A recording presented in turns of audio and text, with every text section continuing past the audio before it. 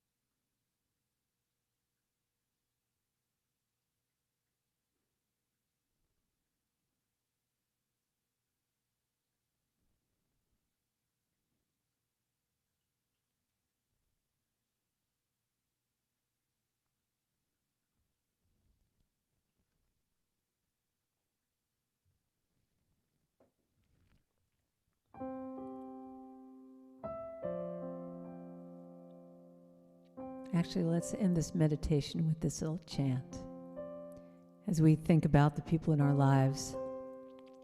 And again, if you have it on gallery view, you can even look at your wonderful community and sing to them. You are the face of God. I hold you in my heart. You are a part of me. You are the face of God. Oh, I'm seeing some people already know this song. I love that. You are the face of God. I hold you in my heart. I hold you in my heart. You are a part of me. You are the face of God. Oh, I'll teach you the sign language since you know this. You are the face of God. I hold you in my heart. I hold you in. You say I, and I. You scoop that person's essence into your heart. You are a part of me, you, your part, my part, coming together into my heart. You are the face of God. You are the face of God. I hold you in my heart. I hold you in my heart. You are a part of me. You are a part of me.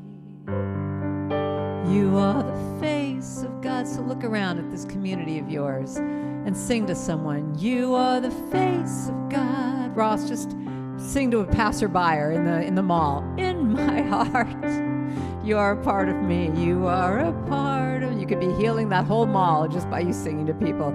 You are the face of God. I see you, Pat and Sam and Fern. You are the face of God. And Wendy, Joan, I hold you in my heart. Mike and Barb, Eleanor, you are a part of me. You are the face of God. Sing it one more time. You are the face of God. I hold you in my heart. I hold you in my heart. You are a part of me. You are a part of me. You are the face of God. You are the face of God. Just that last line. Think of someone you love and say, you are the face of God. Think of somebody else and say, you are the face of God. Now think of yourself looking in the mirror and saying, you are the face of God. That's what it's all about, you know.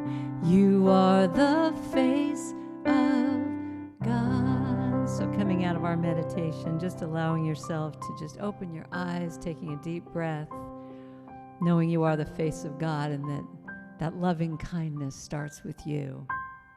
And that's how we heal the world. All right. Good morning, everyone. Thank you. Thank you. It's so nice when I can see people. I've done some of these talks when I'm just talking just to my camera, but when I see your smiling faces, it makes such a difference. So this morning, I'm going to give you a little song here to start off with. My little song I wrote about what we're all going through right now with all this pandemic. Let it be whatever it is. Let me cry if tears gotta fall. Let me stop if I need to rest. Let it be whatever it is. You want to sing that with me? Let it be whatever it is. Let me cry if tears gotta fall. And let me stop if I need to rest. Let it be whatever it is. I keep thinking every day that I need to do more. Write that novel, clear the clutter, mop and wax all the floors. Can I set aside all my shoulds, coulds, and woulds? Can I be okay when it's not all good? That's the question. Oh, let it be whatever it is. Let me cry if tears gotta fall. Let me stop if I need to rest. Let it be whatever it is. Holding on to what was with all my might. Honey, it's over, it's done, it's out of sight. The struggle, the pain, gotta let it all go. When I trust my heart, that's when I know I've got to let it be whatever it is. Let me cry if tears gotta fall. And let me stop if I need to rest. Let it be whatever it is. It's time to blow. You just have to imagine it's a saxophone.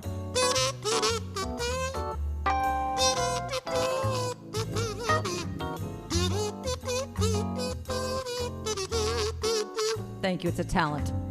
Whatever it is, good and bad, whatever it is, the happy and the sad, whatever it is, let it all be okay. Whatever it is, it just is. So let it be whatever it is. Let me cry when tears gotta fall. Let me me stop when I need to rest. Let it be whatever it is. Sing along with me now. Let it be whatever it is. Let me cry. Tears gotta fall and let me stop. If I need to rest, I'm gonna let it be whatever it is now. Let it be whatever it is. You know, because what else are you going to do? Because Mother Mary comes to me and she says, oh, honey, child, just let it be. Just get out of her way. Oh, let it be. Do you have a choice? Come on, whatever you resist, persist. Just let it be. Oh, yes.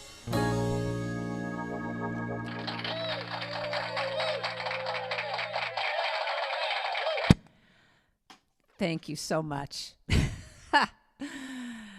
All right, so here's the deal. Let it be whatever it is. So I wrote that song. I was at a songwriting retreat, and I was with this wonderful songwriter by the name of Sloan Wainwright. And we were saying, well, how are you doing with this pandemic? And how are you dealing with all the craziness that's going on in the world? And we both decided that we needed to write a song about this. And the main thing about this song, the question that I pose to all of us is, can it be okay? Not can it. We changed that line. Can it be okay? No, can I be okay when it's not all good? Because right now, I don't know about you, but it's been pretty challenging over here. Yes, it has. And with all my spiritual practice, with all the years I've been studying unity principles and reading books that enlighten me and, singing and listening to positive message music, I don't know about you, but when I get triggered, it just goes out the window. And there are times during this pandemic, during the shutdown, during all of this stuff, I just lost it. I was in grief. I was in agony. I was in panic. And it really kept coming back down to, how can I be okay when it's not all good? Am I going to do that thing where I wait and say, oh, well, when the pandemic is done, then I will be fine. When the economy goes back to normal, when all my gigs come back, then I'll be fine. And that's when I really looked at this idea of saying, what is it that I can do right here, right now, to come back? I mean, we just did Face of God, to come back. This is center. This is God. When you do that, a lot of times when I sing, I do this because it just brings me back. And I just kept asking myself the question, what is it that I can do that can bring me back to center with all the spiritual practices that I have?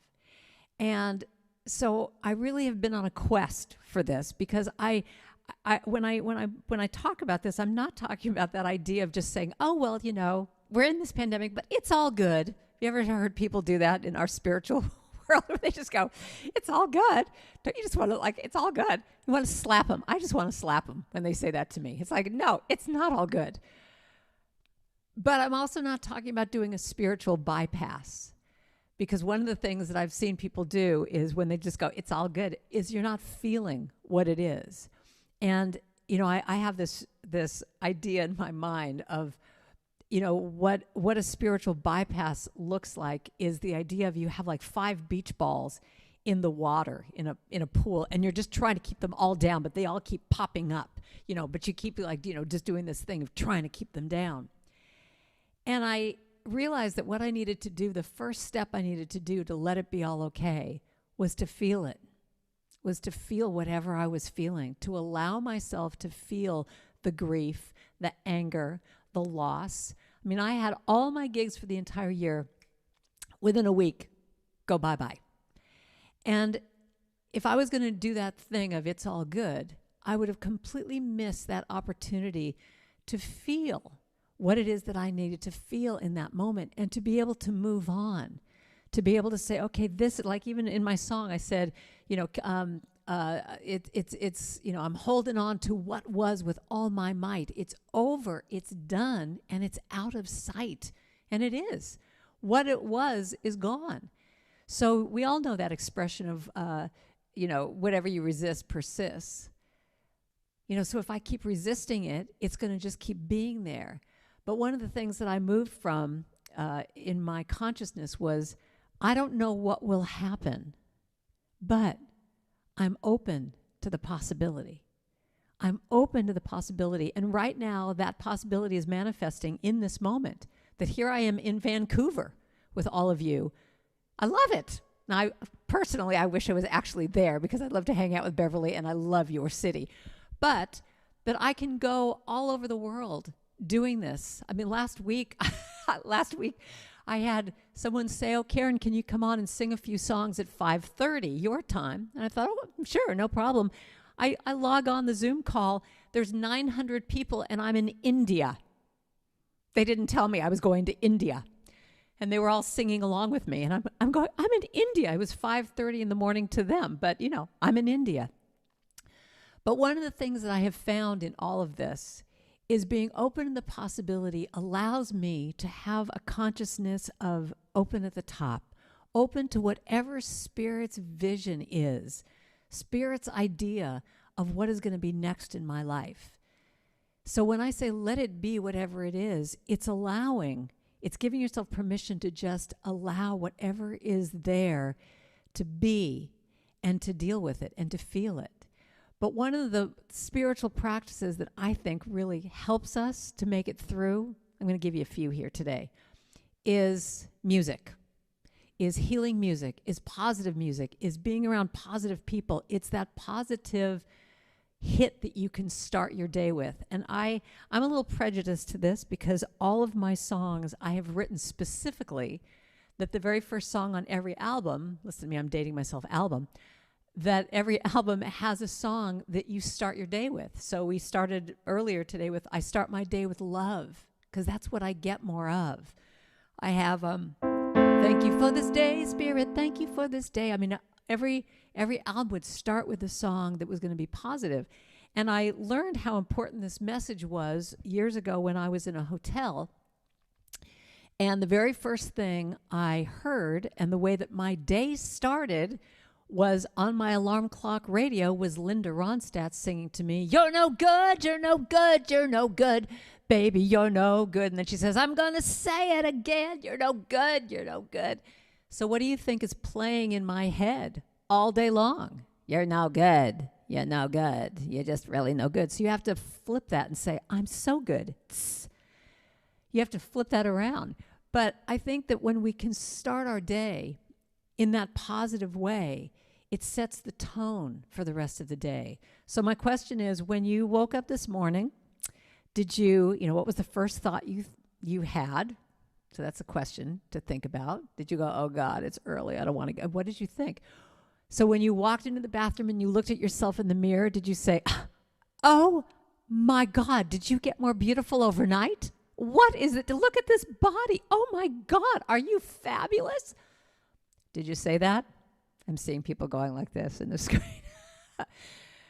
So this is the key, because when you start your day from that place of positivity, of just making an affirmation, of saying something with intention, it's going to be the foundation for the day. I went to a church a while ago, and there was this. All these people came up to me and said, oh, wait till you meet Mildred. You've got to meet Mildred. And I said, well, who's Mildred? And Mildred, her spiritual practice every day is at like 7 in the morning. She calls 20 different people. And Mildred's like 95 years old. This is her spiritual practice. She calls 20 different people, and she sings them my songs on their phone machine. So that's her thing. And people just said to me, you don't answer the phone in the morning because it's Mildred going, thank you for this day, Cindy, thank you for your day, and she'll do this every day. But a spiritual practice like that, pretty fun one, can be literally 3 minutes to 5 minutes. And it can set that tone for kindness to yourself, kindness to other people. And so it could even be that you just read out of the daily word. It could be that you breathe for a minute. It can mean that you listen to a song, a positive song. I have so many people write me and say they sing my little song, I Am So Blessed, every morning. And that allows them to start their day in a place of just gratitude and blessing. And they'll sing that song and then go off, and do their day. But to me, this is, if you can get one little nugget from me today, is just allowing yourself to have that practice of consciousness, of being present to yourself. And the other main practice I have is I put my hand over my heart and I say, what does my heart have to say? What does my heart have to say? So I do this. I have my little morning routine where I read my little daily word and Science of Mind magazine, and I have my coffee, and I put my hand over my heart and I say, what does my heart have to say?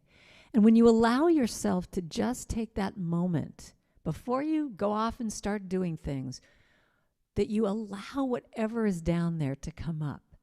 And in that, it can be, what does my heart have to say? Oh, I'm tired. I need to rest. What does my heart have to say? Oh, I'm stressed out right now. I really don't want to do that meeting this afternoon. I wonder if I can cancel that.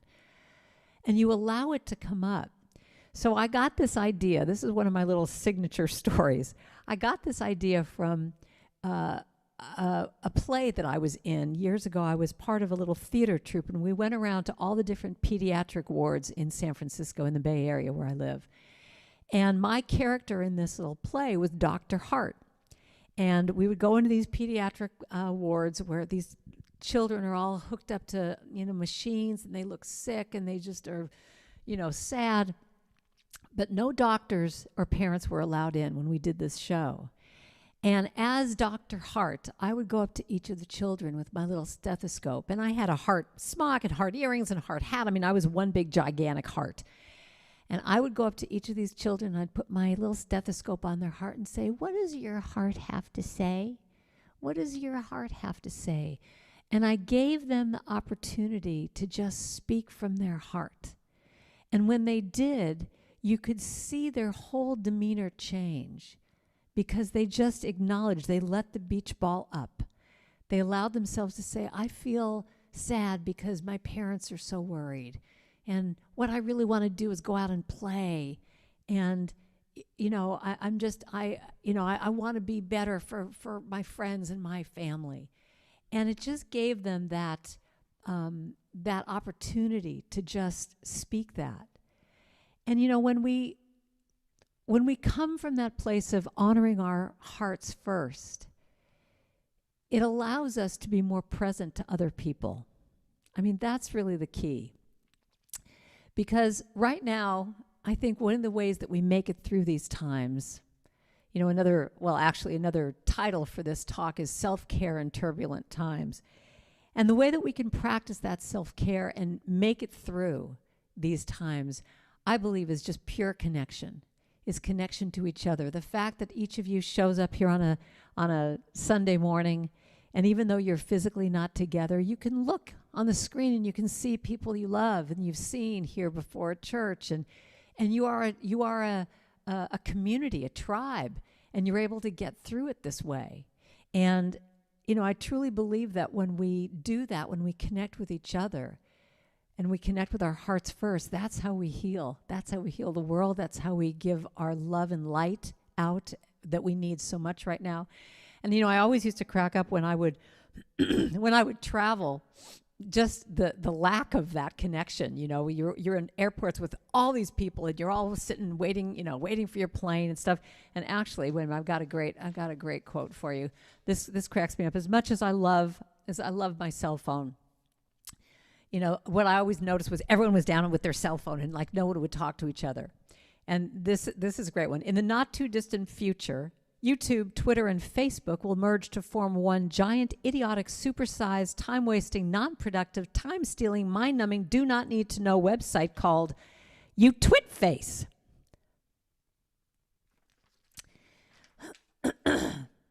But what I really found when I would travel is that I would try and connect with people. And you would see if I'd be sitting in my seat on the plane and someone would, come start to sit down, and I'd say, "Hi, how are you?" And they would have that look of fear come over their face, like, "Oh my God, are you a talker?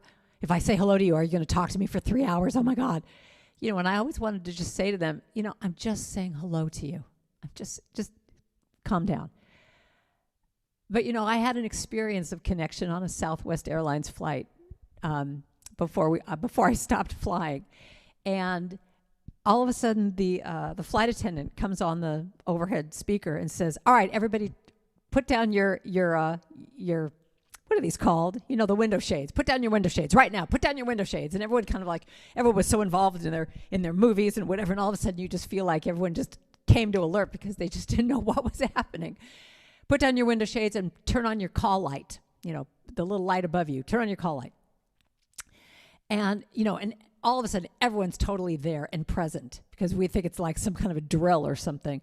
And she said, "All right, this is Manny. Manny's turning 90 today. We are all going to sing happy birthday to him. It's going to be great. He's going to feel it.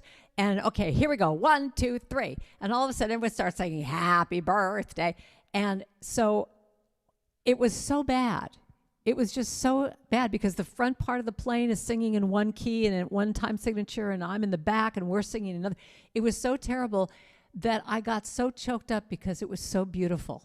Because all of a sudden in that moment, everybody was totally connected, putting all their attention into Manny, singing him happy birthday, and then she instructed Manny to blow, and all the call lights then went as so those were like the candles on his birthday cake that we all had to turn the candles off when he blew. And at the end we all, how people would always just want to get off the plane really fast, like they're not this time everyone's taking their time. Everyone's stopping to greet him and say happy birthday. And when we're down, getting our luggage, people are talking and they're like waving to each other because we created in that moment a community of connection. And that's how we do this. It was so beautiful. I had chills when this was happening because it was just so beautiful. But I want to go back to what my meditation was today about loving kindness, because I truly believe that it starts with you, with us, right here in our hearts. And when we can give ourselves that loving kindness of being so sweet and gentle with ourselves. I have another song. I will be gentle with myself. I will be gentle with myself. And I will hold myself like a newborn baby child. When we can have that sweetness and gentleness with ourselves, it gives us the opportunity to give that to other people. And I knew of a woman, this story is such an example, excuse me, of that gratitude for yourself, of that gentleness to yourself. And there's this woman named Evie who was a nurse, and she lived in Kansas. And she had polio when she was a child. And so she never liked her body. She was so judgmental of her body. She hated her body. And she wasn't a very happy person. But she was a nurse, and she did the best job she could. And, she just lived her life. But one day, she had gone to the doctor and found out that these symptoms that she had been having for a while turned out to be ALS, Lou Gehrig's disease. And because she was a nurse, she knew what this looked like and what was going to happen to her. And she made a vow to herself. She made a vow that before she passed, before she died, that she was going to love herself, that she was going to love her body, that was the only commitment she had before she checked out. She was like, this is my goal, is to love myself, love my body, love who I am.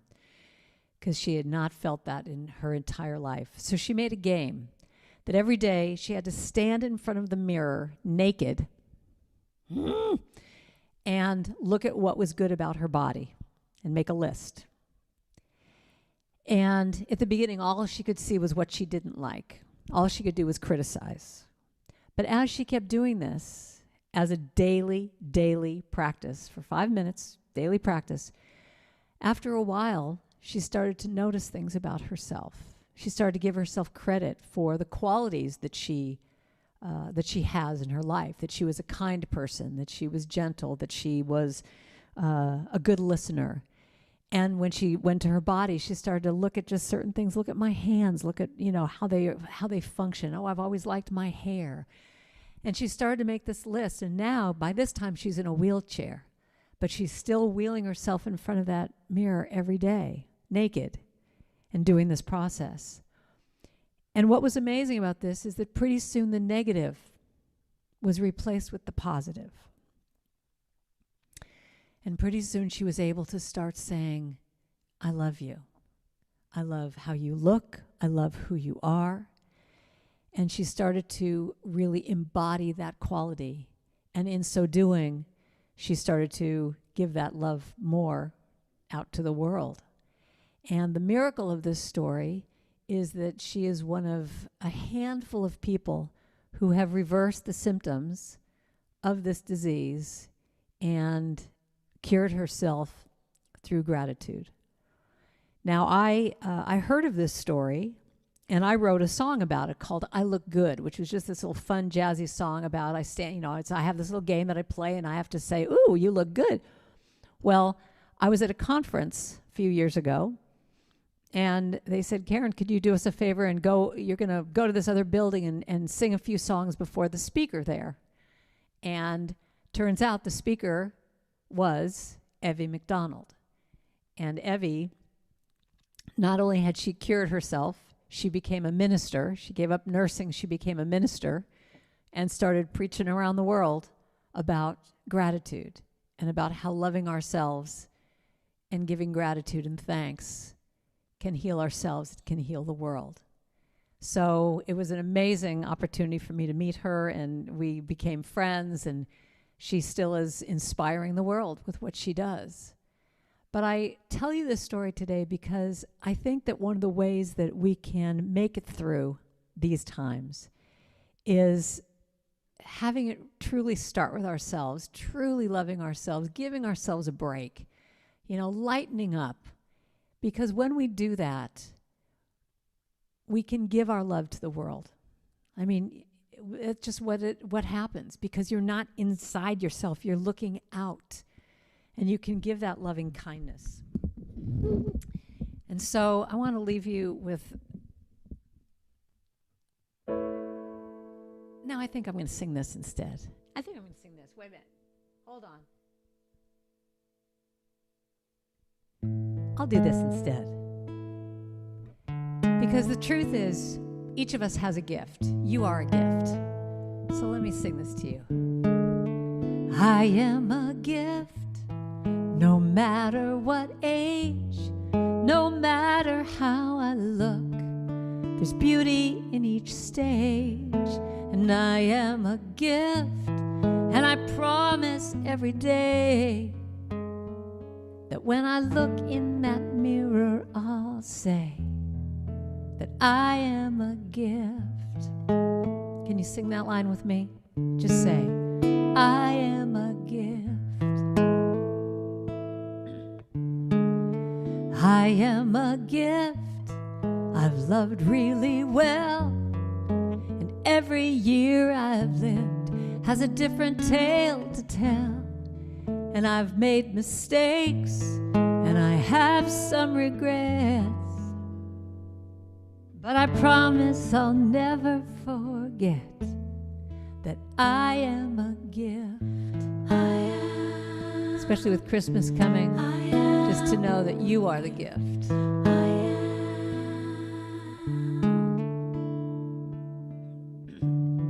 And there may be times when I forget the truth about me, when it seems time and youth, they're just kind of marching on without me.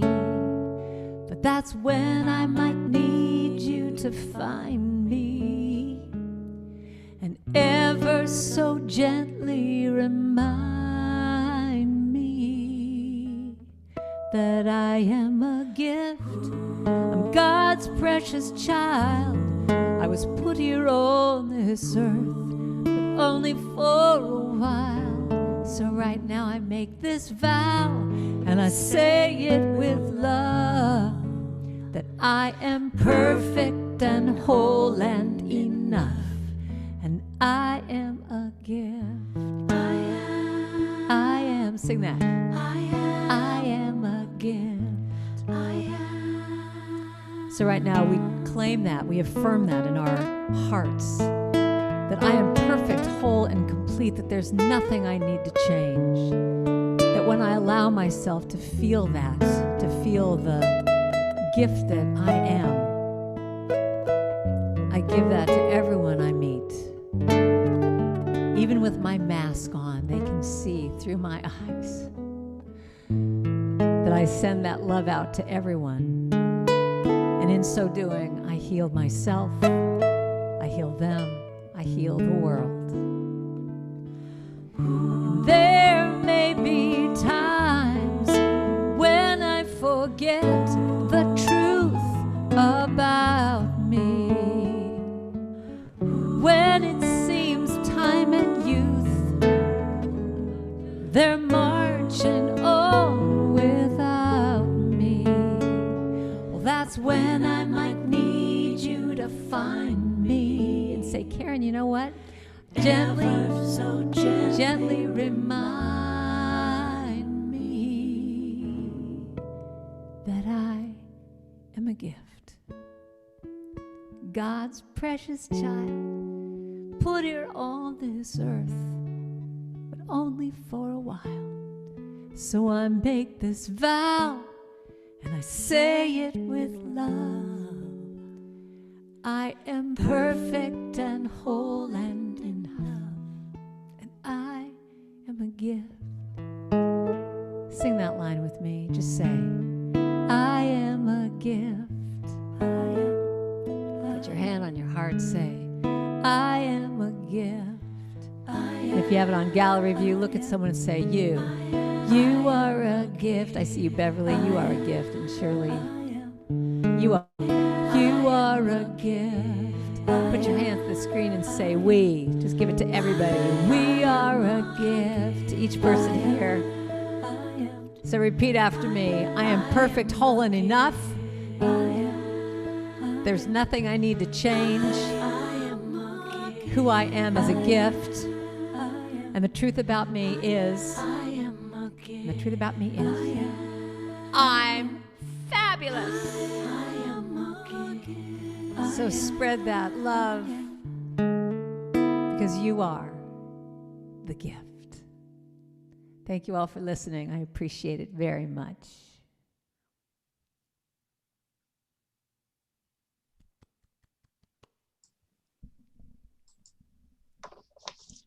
Thank you, Karen, so much. How uplifting was that, everyone?